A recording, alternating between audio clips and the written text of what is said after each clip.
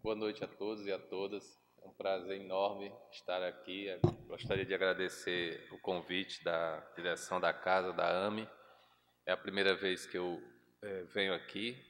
Já tinha vindo em alguns eventos rapidamente e eu sempre frequentei a UF desde 2012 e mais recentemente passei a frequentar a Casa Corrente Esperança ali do bairro da Prata, por uma questão até de proximidade da minha casa e me facilitou um pouco os horários. E já fiz essa apresentação em algumas casas espíritas, é um dos temas que eu venho estudando e trabalhando, e por isso eu até peço um pouco de paciência a vocês, que é um tema que eu ainda estou amadurecendo, essa questão da necessidade da verdade, né? E E eu gostaria de começar partindo até um pouco da própria exposição da Marinette, né, do texto que ela leu, dessa passagem do Evangelho segundo o Espiritismo e do Evangelho de Jesus Cristo. Porque uma das coisas que a gente mais tem dificuldade em perdoar as pessoas que nos ofendem é porque a tendência é a gente querer dizer exatamente a verdade. A gente querer dizer que o que a pessoa fez conosco nos ofendeu de determinada forma e nos levou a um ponto de separação dela em que ela tinha uma verdade e a gente tinha outra. E a tendência é querer provar ou querer mostrar para as pessoas outras que nós éramos mais detentores da verdade.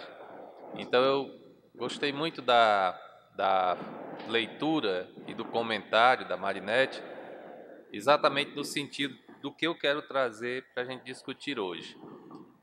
Eu preparei uma apresentação que está baseada em 5 pontos e inicialmente uma definição de verdade, que é a coisa mais difícil que tem de a gente saber exatamente o que é. Primeiro, a verdade é uma coisa que nos incomoda a todos.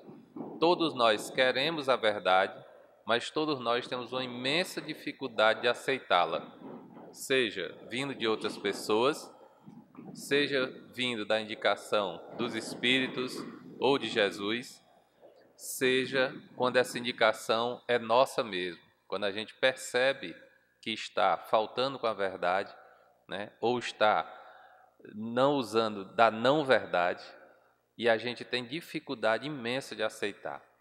E ao longo do tempo, os homens foram tentando definir o que é verdade, quais os tipos de verdade que a gente pode ter. E o primeiro tipo é a verdade religiosa. A verdade religiosa é uma verdade que nos vem, ou que vem para os homens como revelação.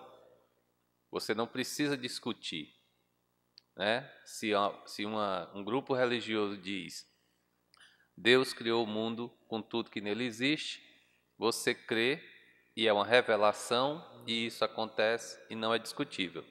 Então, a verdade religiosa, né, que os hebreus chamavam de emuná, seria aquela verdade em que, feito um objeto, feita a natureza, feito um sentimento, você aceita como verdade e não precisa discutir. É a vontade de Deus, e para os antigos, muito antigos, que eram politeístas, acreditavam em mais de um Deus, é uma verdade dos deuses, não se discutia. O segundo tipo de verdade que chega a nós é a verdade científica. A verdade científica, diferente da revelação, é uma verdade por desvelamento. É algo que está encoberto, é algo que você pesquisa, se debruça sobre, vai buscar as fontes, vai buscar as origens e você vai tentando encontrar aquela verdade a partir do momento em que você tira um véu de cima do objeto que está encoberto. Então, a verdade científica na medicina, na biologia, na química, na física, ela é fruto da pesquisa, ela é fruto de uma dedicação e ela tem como característica ser temporária, porque até que se descubra um outro momento da ciência, ela serve como verdade até então. Quando os cientistas pesquisam, colocam em discussão, testam outros materiais, outras hipóteses, essa verdade, que era verdade até então, mostra-se temporária e passamos a ter um outro nível de verdade. Então, é interessante que, na verdade científica, as pessoas tendem a acreditar a partir do momento em que há provas científicas de testes. Eu sempre brinco dizendo que é aquele exemplo do analgésico, né? Eu vou tomar este comprimido porque a ciência diz que é bom, e eu vou tomar e a minha dor de cabeça vai passar se Deus quiser. Então junta-se duas verdades, né? Porque eu acredito em Deus, porque eu sei que Ele está ali para me ajudar e que Ele está me orientando no sentido de tomar o remédio certo, mas eu também acredito na ciência que chegou até aquele remédio. E para chegar até aquele remédio, foram testadas centenas de possibilidades de ele atender àquela dor específica, para dor de cabeça ou para outro tipo de dor. Então, a ciência, a verdade científica, ela tem esse caráter. Ela é temporária e ela é baseada em testes. Só é científico quando se torna universal, quando aquele conhecimento se torna universal. Um analgésico deve servir para a dor de cabeça de uma pessoa brasileira em Campina Grande, como deve servir para uma pessoa na China, ou na Índia, ou no Nepal. Então, esse remédio ele tem que ser universal. Essa verdade tem que ser universal. E o terceiro tipo de verdade que nós conhecemos e que sempre nos vem à mente e nos vem também em matérias jornalísticas e a toda hora, principalmente, está sendo cobrada, principalmente na nossa sociedade, que está extremamente conturbada, né, política e socialmente, é a verdade jurídica.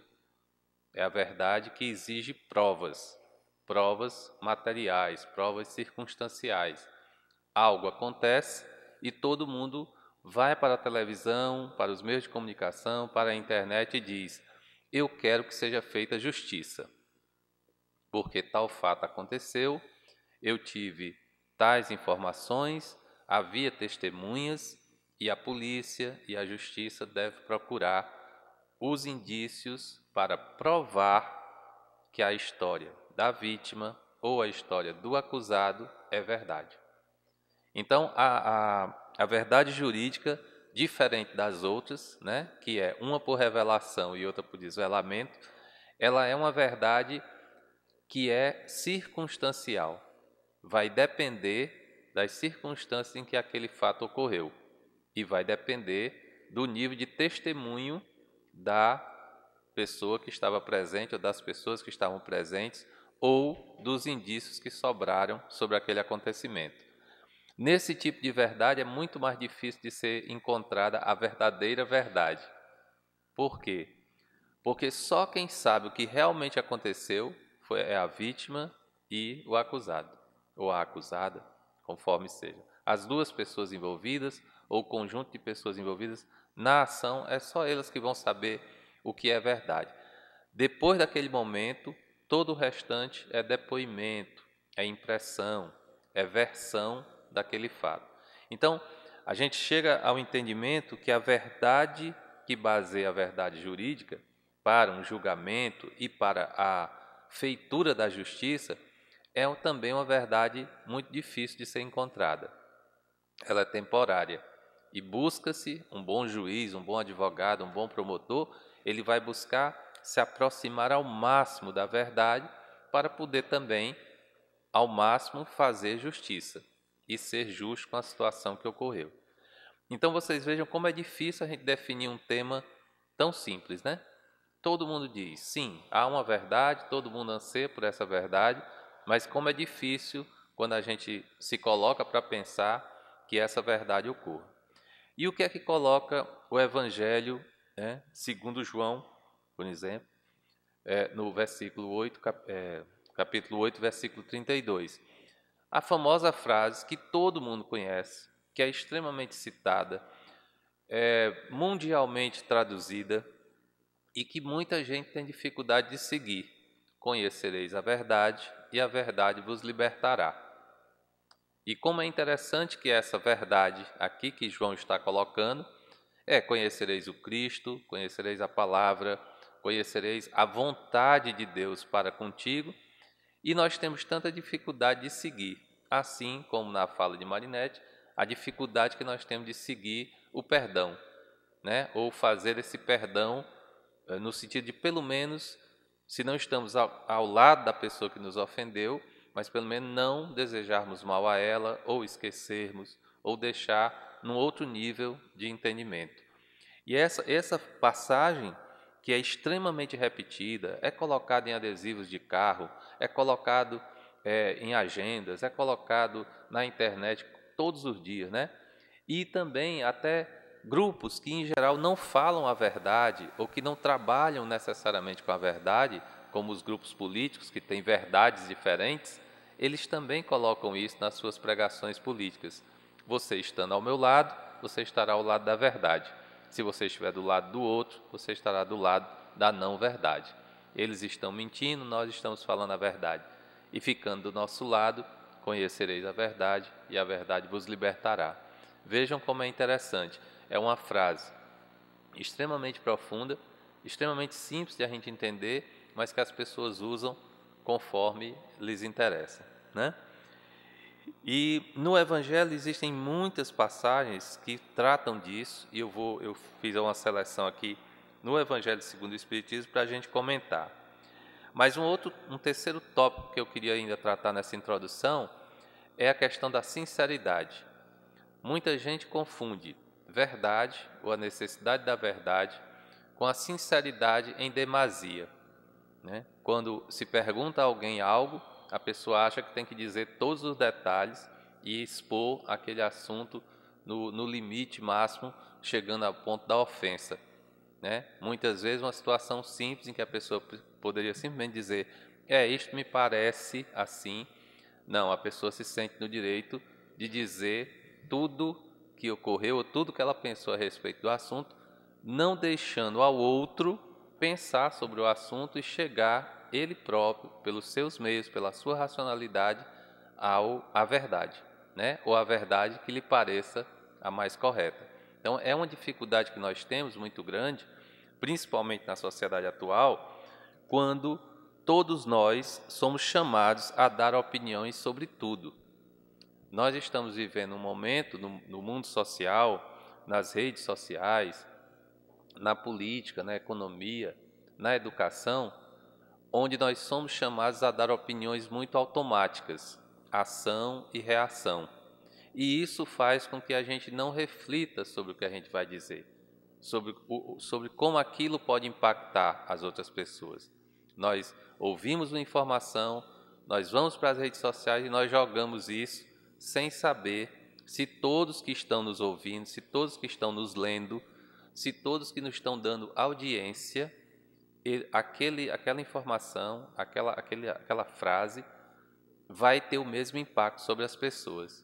Então, há um que a gente chama hoje de um regime de verdade. Todo mundo diz as coisas e todo mundo quer ser seguido, né, por estar dizendo a suposta verdade.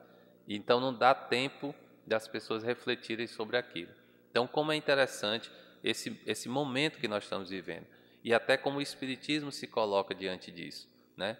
O Espiritismo se coloca de uma maneira totalmente diferente dessa imediaticidade.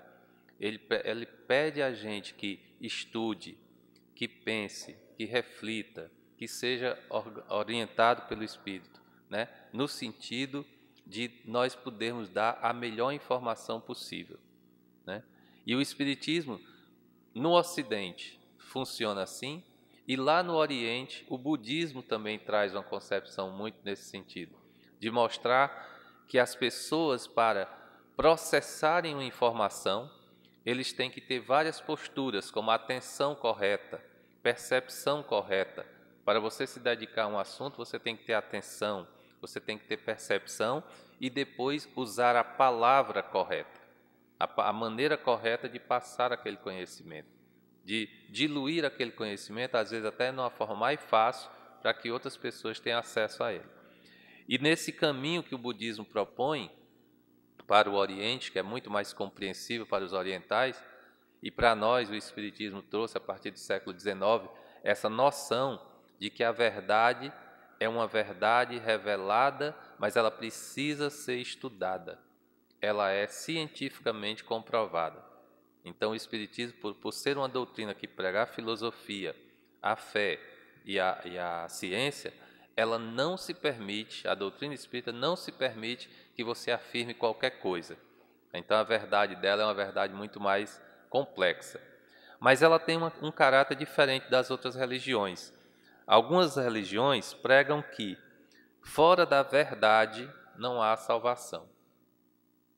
Você conhecerá a verdade e a verdade vos libertará. Você conhecerá a verdade e será salvo. No Espiritismo, pensar dessa forma seria dizer que só no Espiritismo você seria salvo. No Espiritismo é muito mais complexo. Fora da caridade não há salvação. Achar que só a nossa verdade salva as pessoas, ou nos salva, faria com que a gente fosse igual a pessoas que fazem só a divulgação ou proselitismo, né? Não, a minha verdade, a minha forma de ver o mundo está correta e a sua está incorreta. Então nós temos no Espiritismo essa amplitude de visão, de mostrar que não é uma verdade ou que nós temos a verdade exclusiva, que isso pode ser trabalhado ao longo do tempo e que cada pessoa tem o seu tempo de entender essa verdade. E cada pessoa tem o seu tempo também de maturar-se, de evoluir. Então, quando a gente começa a conversar sobre Espiritismo, a primeira coisa que as pessoas perguntam é: quando você se converteu? Como você se tornou espírita? E é difícil responder essa pergunta, né? Porque eu tenho certeza que muitos aqui foram se aproximando na medida em que precisaram, na medida em que se sentiram tocados, na medida em que descobriram que tinham várias coisas que estavam fazendo que não gostavam mais, e foram mudando, e foram progredindo, e foram evoluindo, e temos a consciência que estamos evoluindo constantemente. Então é muito interessante quando a gente começa a trabalhar com essa ideia de que para nós evoluirmos, para nós chegarmos à nossa evolução moral, nós temos que nos afastar da não-verdade. A gente não precisa estar criando situações em que a verdade não apareça da forma mais digna, né? E mais uma vez eu pego o exemplo daquelas situações em que a gente não necessita mentir e a gente começa a inventar um caminho meio tortuoso de chegar à verdade. Aquela situação em que a gente sai de casa, vai para uma reunião, está atrasado, chega atrasado à reunião e ao invés de simplesmente pedir desculpas, sentar-se e começar o assunto, a gente se sente na vontade de dizer: eu me atrasei porque o trânsito estava ruim, eu me atrasei porque meu carro quebrou a poucos metros daqui, a poucos quilômetros daqui, eu me atrasei porque eu me equivoquei com a sala, eu não sabia que era nesta sala. E o que é mais impressionante é que algumas pessoas sentem essa vontade de produzir uma não-verdade, e mais impressionante ainda é que as pessoas que estão presentes se sentem mais confortáveis em ouvir essa não-verdade do que simplesmente de ouvir a verdade. Se você chegar e disser: eu me atrasei porque eu almocei, dormi uns 15 minutos e passei da hora, as pessoas ficariam muito incomodadas com essa verdade. É muito comum as pessoas ficarem cochichando no bochicho: está vendo, olha, ele não veio, ela não veio na hora e deixou acontecer uma coisa dessa. As pessoas sentem muito mais do que se você criar uma não-verdade. E nem você precisaria criar uma não-verdade, nem as pessoas precisariam agir assim, apenas aceitar essa situação do que tinha ocorrido e, no caso da pessoa que cometeu essa pequena indelicadeza com os outros, se corrigir e não fazer mais, tentar não fazer mais esse tipo de coisa, esse tipo de atraso, né? Alunos em geral, pessoas que estudam, é muito comum. Eu sou professor e nós professores ouvimos muitas desculpas desse tipo, né? As coisas mais mirabolantes do mundo, quando bastava um: desculpe, professor, me atrasei e vamos seguir, né? Mas as pessoas tendem a querer usar a não-verdade e fica uma coisa automática, é um mecanismo automático, né? Mas a gente tem que tentar exatamente se situar e pensar e se concentrar em sempre dizer a verdade. Ou, quando não for possível, calar, ficar tranquilo e não criar uma situação de incômodo. Mas eu separei algumas passagens para a gente ver, que exatamente para a gente ter a exata noção de como o Evangelho trata de algumas coisas. Eu queria falar para vocês, a partir do Evangelho segundo o Espiritismo, dessa ideia de que fora da verdade não há salvação, né? Porque se nós ansiarmos só por isso, essa verdade nossa também seria uma verdade relativa. A gente nunca estaria tentando melhorar. Se a gente dissesse como espírita, nós temos a verdade, nós sabemos tudo, nós sabemos qual é o caminho, a nossa verdade cairia também num relativismo muito estranho em relação aos outros grupos sociais, né? Um outro ponto é sobre a revelação da verdade. Por que Deus não revelaria a verdade somente para um grupo religioso? Essa é uma pergunta que todos deveriam se fazer. Quando a pessoa vem nos dizer, você precisa aceitar a nossa forma de interpretar o mundo, a nossa forma de acreditar em Deus. Essa é uma pergunta, não é ofensiva a quem nos faz essa proposta, mas é uma pergunta que deveria ser pensada, deveria ser feita e pensada junto com a pessoa que nos diz isso. Porque a gente tem que se perguntar, mas se Deus quer que a mensagem dele, a mensagem de Jesus, ele quer que ela se expanda e ela quer que os homens sejam felizes, por que ele revelaria somente a um grupo social, né? Por que esse grupo teria essa primazia? E aí no Evangelho segundo o Espiritismo, no capítulo 21, tem uma passagem muito interessante que diz o seguinte: por outro lado, crede que, se nem sempre os indivíduos apreciam a verdade, esta é apreciada sempre pelo bom senso das massas, constituindo isso mais um critério. Se dois princípios se contradizem, achareis a medida do valor intrínseco de ambos, verificando qual dos dois encontra mais ecos e simpatias. Fora, com efeito, ilógico admitir-se que uma doutrina cujo número de adeptos diminua progressivamente seja mais verdadeira do que outra que veja a dos seus contínuo aumento. Então ele mostra que se você tem uma doutrina que prega a verdade, que diz a toda hora que tem a verdade, que somente por aquele caminho segue, e você vê a cada momento o número de adeptos dessa doutrina diminuindo, deve ter alguma coisa errada.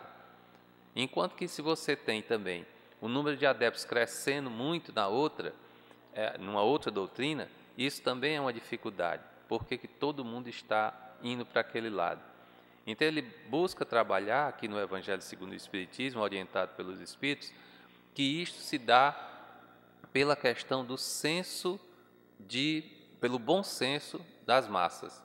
As massas aparentemente têm o senso comum e se orientam por ele, mas no fundo desse senso comum tem uma questão de bom senso.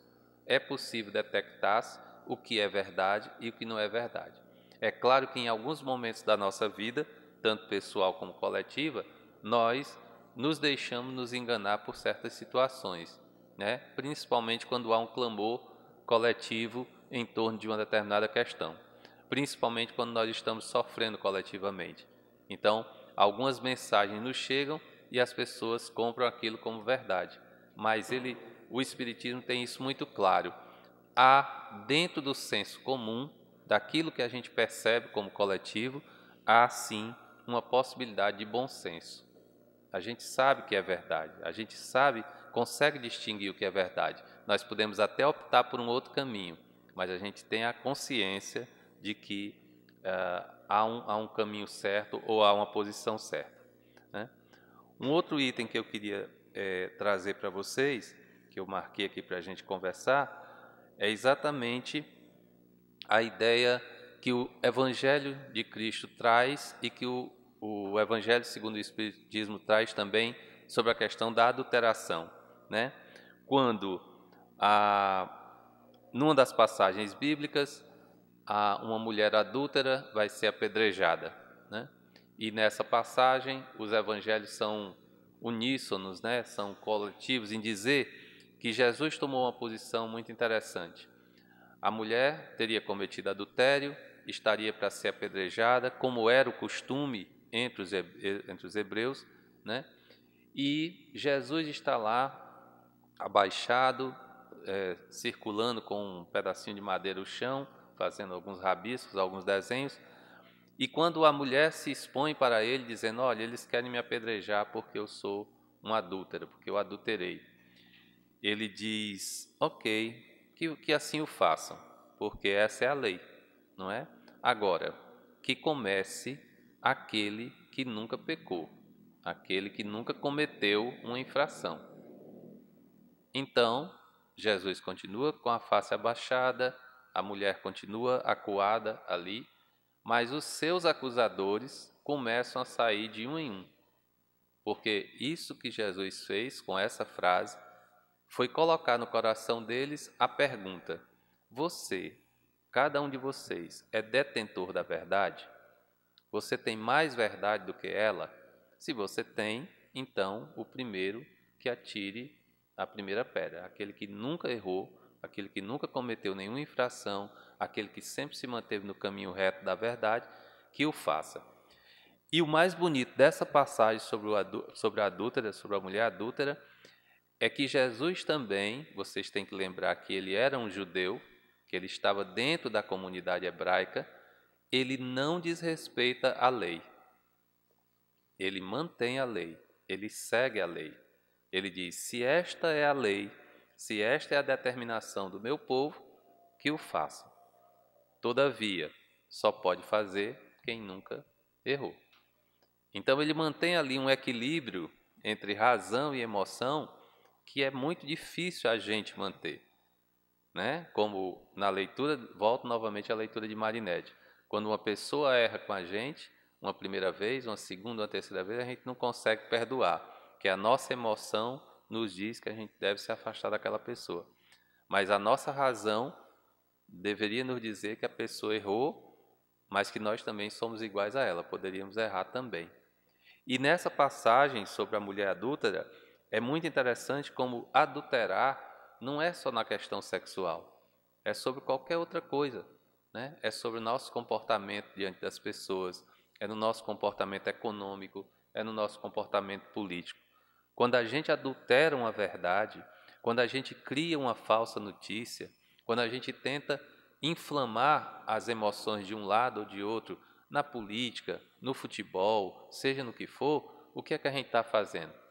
A gente está adulterando uma verdade que existe lá no fundo de cada situação. Então, essa é a nossa dificuldade enquanto coletividade, né?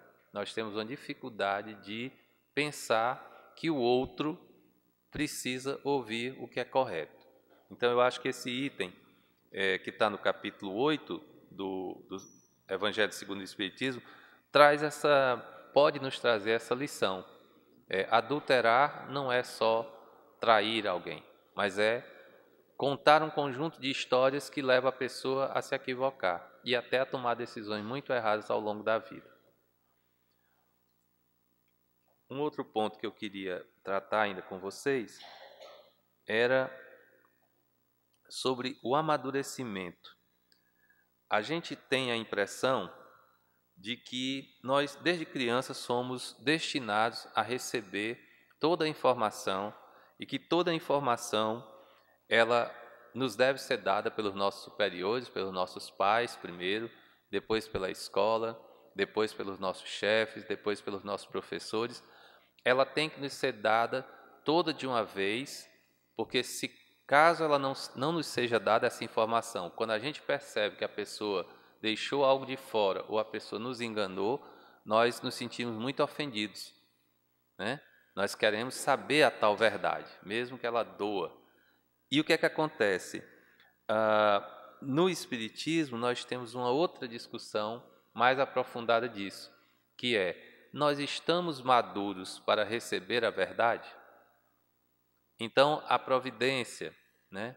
O pensamento de Jesus, o pensamento desse espírito extremamente elevado, que está a muitos quilômetros de distância do nosso, a nossa mente é falível para entender determinadas coisas, enquanto a mente de Deus é infalível, né? Ele sabe todas as coisas e ele sabe o momento certo de nos revelar. Então, nós precisamos nos perguntar: será que nós estamos realmente amadurecidos para receber toda a verdade possível? Será que nós suportaríamos, né? Então, nesse sentido, a providência, ela só revela as coisas para nós à medida em que nós estivermos prontos. E aí vocês poderiam dizer, mas isso é um conformismo muito grande, porque como é que eu vou saber se eu estou pronto ou não? Você não precisa saber se está pronto ou não, você só precisa estar disponível para receber.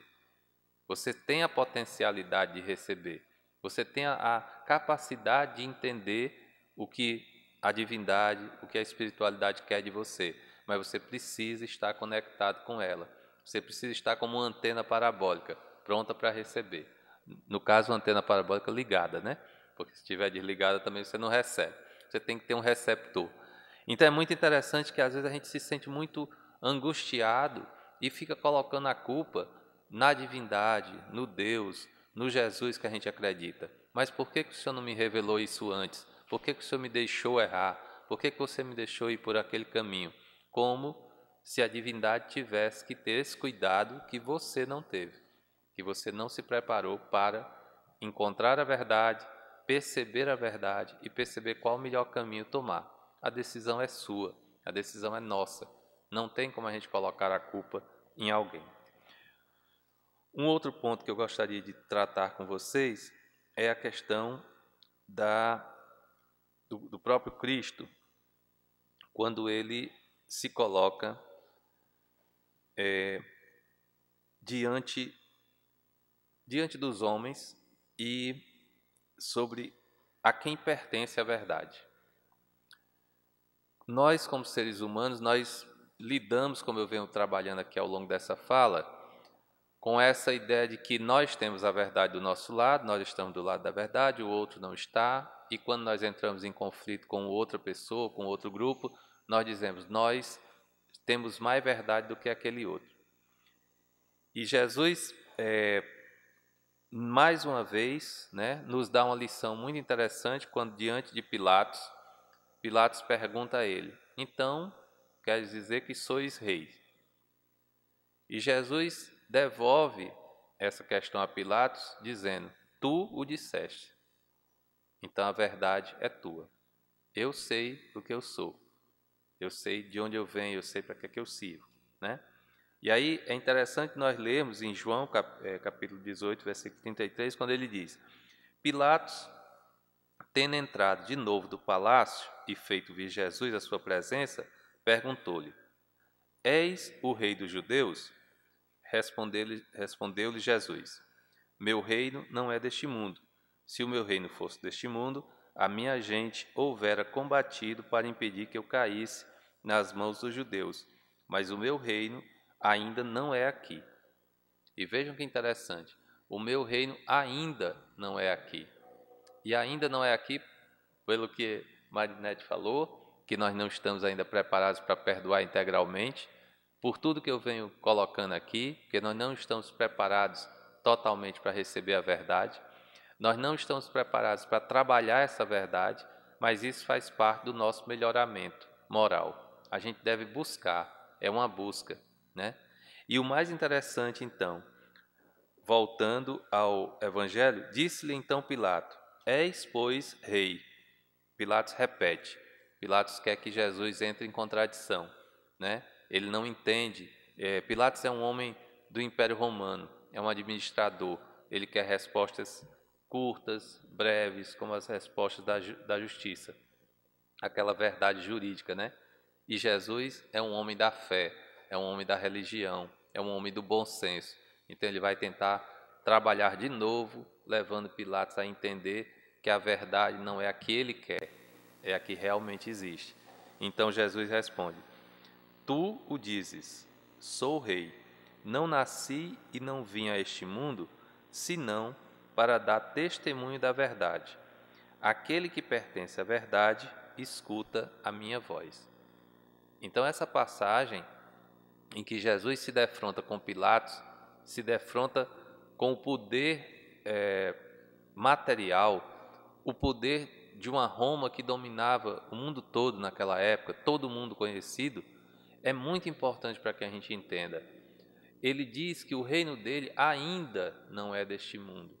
mas o reino dele é um reino que não está em lugar nenhum. É um reino que está dentro de nós. É um reino que pode ser reconstruído.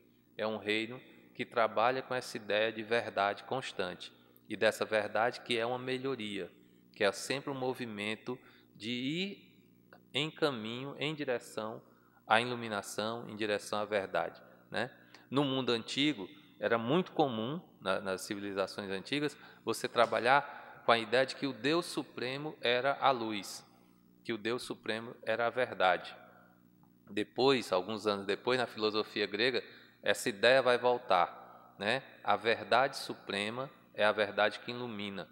Você chegando próximo do bem supremo, você está próximo da sua iluminação.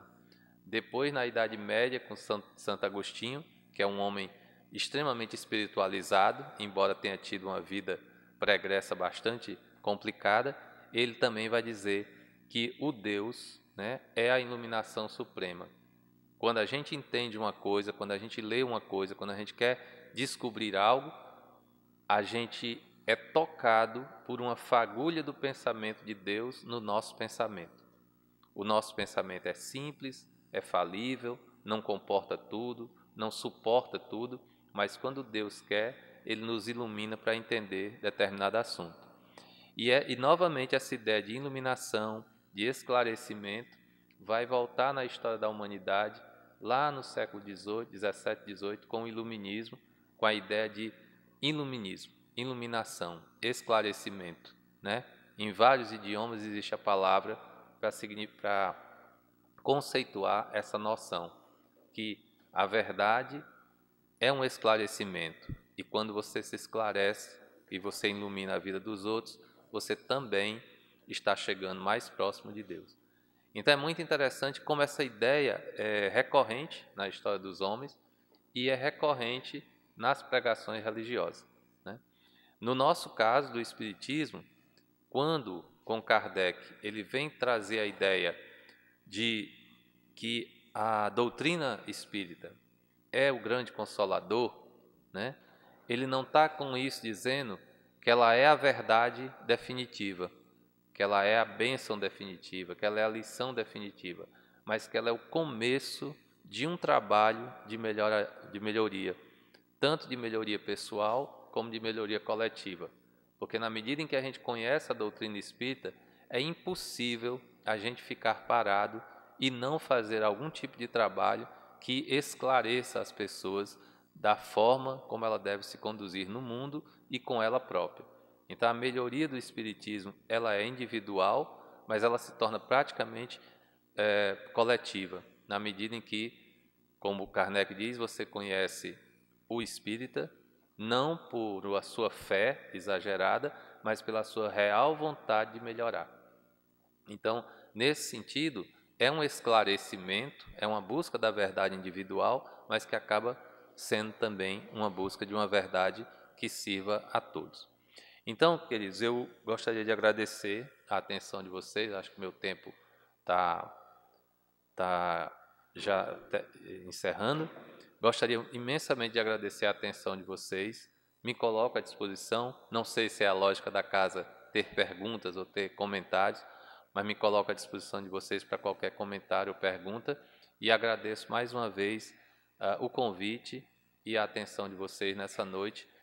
Espero ter contribuído de alguma maneira para a gente repensar essas questões. Eu saio daqui melhorado, porque ouvi muita coisa bonita e porque foi possível pensar isso junto com vocês. Muito grato.